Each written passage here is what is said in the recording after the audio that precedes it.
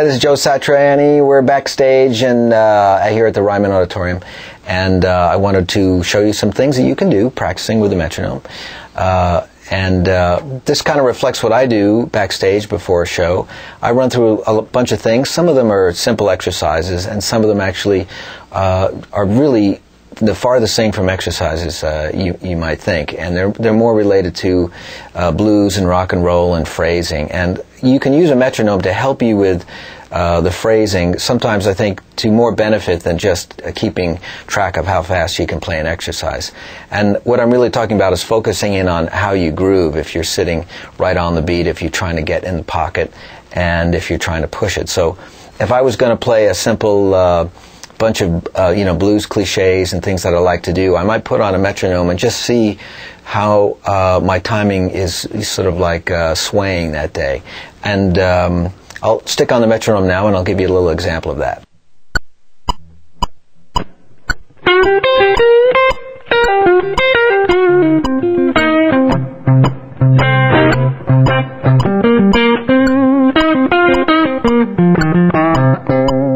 So that would be me kind of pushing it a little bit, being a little bit more on top. So I'd say to myself, okay, I'm going to try to lay back a little bit. So here's the same tempo, but being a little bit more laid back.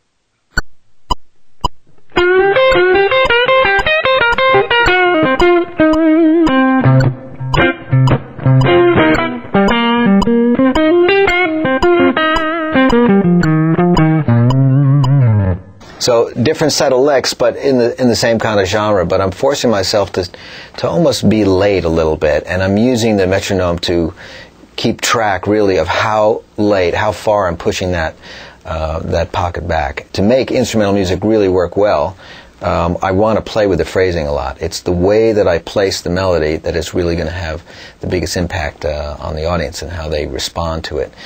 One of the simplest exercises that I still do every night before a show is something that I learned as a beginner.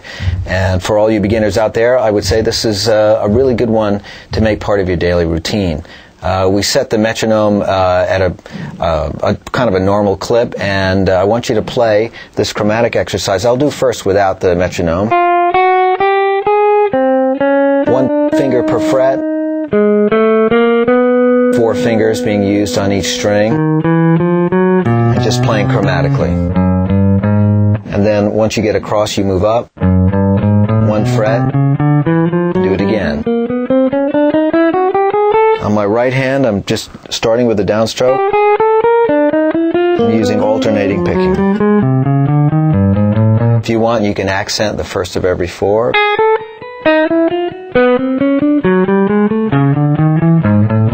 And you can also play around with accenting more than that.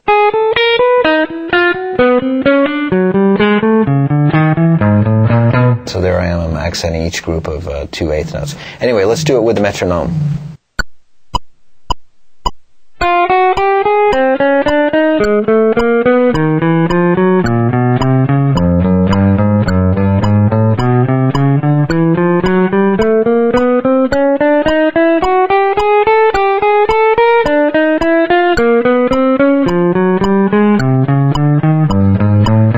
I want to show you an exercise that I call diagonal chord relay.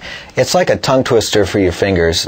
You want to concentrate on moving your fingers around to different strings, but creating this chord with the smallest amount of finger movement.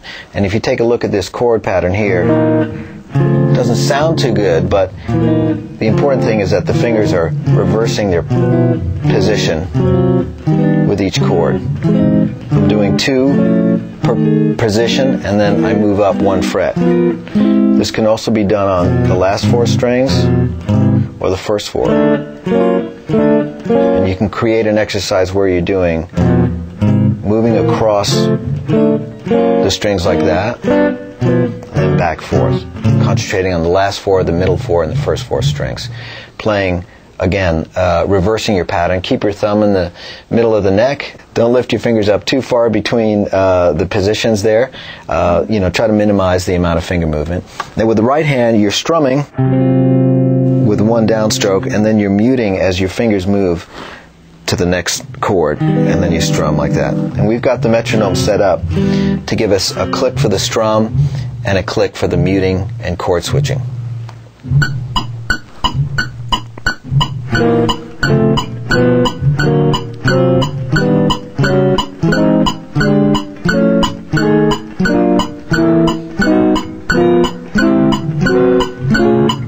I'll do it on the first 4 string.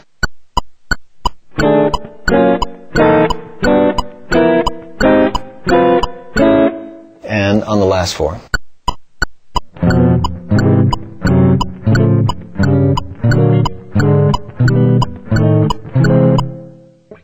And that should warm you up pretty well between this one and the chromatic exercise and that little riffing with the blues. You should be able to get a pretty good warm up with the metronome. Best of luck.